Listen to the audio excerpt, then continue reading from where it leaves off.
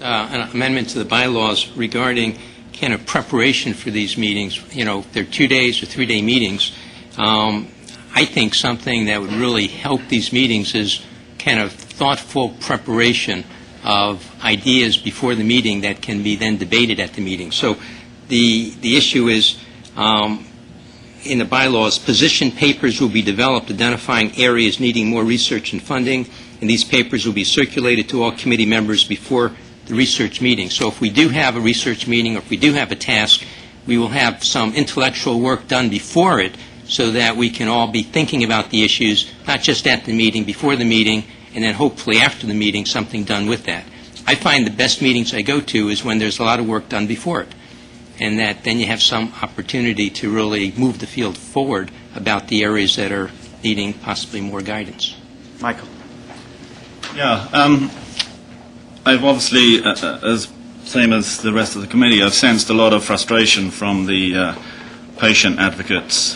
And, you know, historically, this disease has been difficult to diagnose. There's been a lot of suggested etiologies which haven't been developed and matured.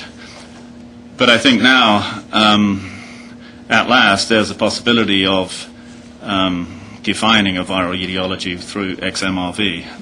Now, as we discussed this morning, that may or may not mature to the point where it's confirmed and well adopted, but I think there's certainly some great hope here for many years. And so I would have thought that this is an opportunity to serve the community better by trying to get more funds for us to meet, to update the community, including the patient groups, on what's really happening with XMRV. So I guess I'm surprised that our budgets are so constrained that they cannot respond to new developments like the exciting XMRV story. So I guess I'm a point of information to wonder, perhaps, is there no possibility that, given the excitement generated by the Whitmore-Pedersen Institute research, that we can't get more funds to have more frequent meetings, to update the community on their progress, as well as other groups that are now engaged in XMRV research? I think it's important, obviously, on any disease that there's a reprioritization based on new data as it comes out. So it's a plea for more funds for us to meet more frequently, at least, to see where the XMRV story goes to. Yeah, I'm hearing more the gist of a recommendation than a charter issue per se, because if it's XMRV today, you know, maybe it's ABCD 6 months from now. You know, I mean, this is the nature of science. It's evolutionary, rarely revolutionary. And I would suggest and submit that perhaps that's more in the recommendation domain than either charter or even bylaw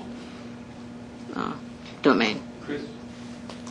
Let me add to that, Wanda, because I don't know what the right format is, but it would seem to me in the various organizations that I'm members of and participate in, the travel issue is universally true.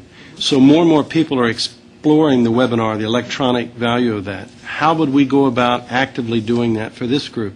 I would be delighted to meet every month, sitting in front of a little camera talking on the computer for half a day, then have to come to Washington 4 times a day and be gone 3 days out of the week and so forth and so on. I think that's logistically true for many of us. I don't think you can completely take the place of face-to-face, but augmenting a lot of subcommittee work and a lot of the nitty-gritty elbow grease work that needs to be done can be done by the electronic format. What would we have to do? Do I propose a recommendation that we examine that?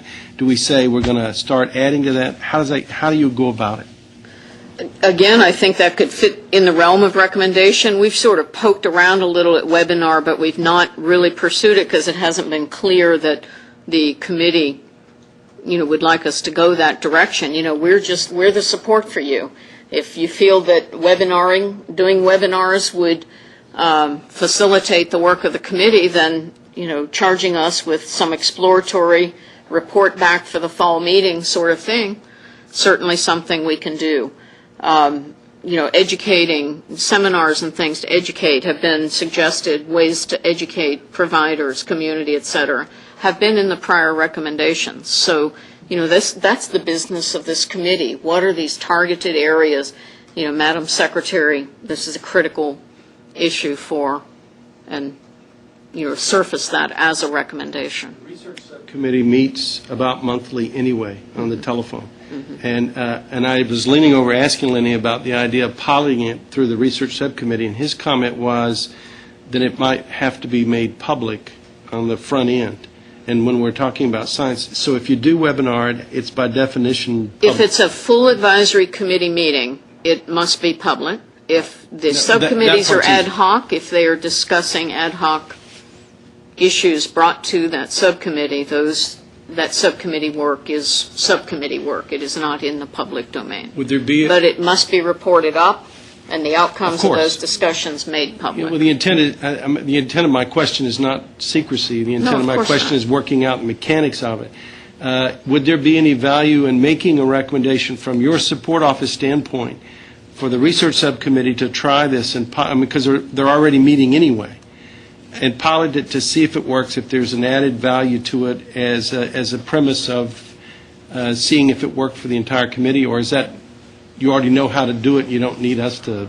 Yeah, I don't think it's necessary for a pilot, but if you'd like it explored for full committee, I think that is something useful that, it just puts it out there and allows us to take forward a case, we're going to need an additional $10,000 or, I would make a recommendation, Chris, that we actively explore the value and need for a webinar extra meeting in the 2011 year for the entire committee. Okay, and that's just going to be a recommendation to the Secretary. We're not including that in bylaws or charter. Well, since that, I'm sure it costs money, and we've already spent all the money, I think, by making the recommendation to suggest that we would make it more cost-efficient. How much does one of these meetings cost? $10,000, $5,000? webinars. Yes, ma'am. Yeah, because we have to pay for the technology. Right. It's somewhere like 10,000. I'm not absolutely sure. Some of my colleagues might know, but I think we'll have time. Let's come back to that one, and Yeah. we'll deal with the motion on the floor, which concerns how many days and how many times we meet a year. So I'm going to ask that we keep discussion to that aspect at the moment until we've resolved that motion. Susan? Should there be anything in the bylaws about recommendations about how often subcommittees should meet? Or on the phone, telephone? We can look into that, whether we want to Formalize it. whether we want to formalize it or not. I'm not sure. But back to the day thing, I think the concerns are that A, that we meet at least twice a year, and B, that those are at least that we don't lose days, so that we don't go to a twice a year, 1 day meeting schedule. So by changing the language slightly in the charter, and we change not more than 2 times a year to not less than twice a year, and for 4 days, by not less than 4 days, that locks in at least a potential 3-1, 2-2, 4-0. Well, it doesn't. It. 4 days, I mean, what if we keep that a little bit open, because who knows, what would occur in a couple of years, maybe. That's my point, Len. If we put not less than, it doesn't stop us growing, it just Exactly. stops us shrinking. Exactly. So I'm for all that, not less than 2 times a year. Yeah, and the not less was also meant to apply to the 4 days, and that Not allows less us. than 4 days, I get it. Yeah. Okay. So whether we put not less than twice, put it in twice, just to make sure it's Sure. clear. So no less than twice a year, and for no less than 4 days. And is that a motion on the table? That was a friendly amendment to your motion. Oh, my motion. Yeah, I think we had a motion and a second, didn't we? It was a long time ago. Gee, that's one I didn't table. Okay. All right. I'm all not sure what for we're it. calling the question on, though, Jason. I thought we had discussion. I just want to try and move it along. Is it on the not less than 2 days and not and For no less than 2 days and for no less than twice a year and for no less than 4 days. do you need a second or is it already? it was a friendly amendment to Lenny's motion. If both he and whoever seconded his motion, then I'll call the question to that, can I? All those in favour? Opposed? Motion carried.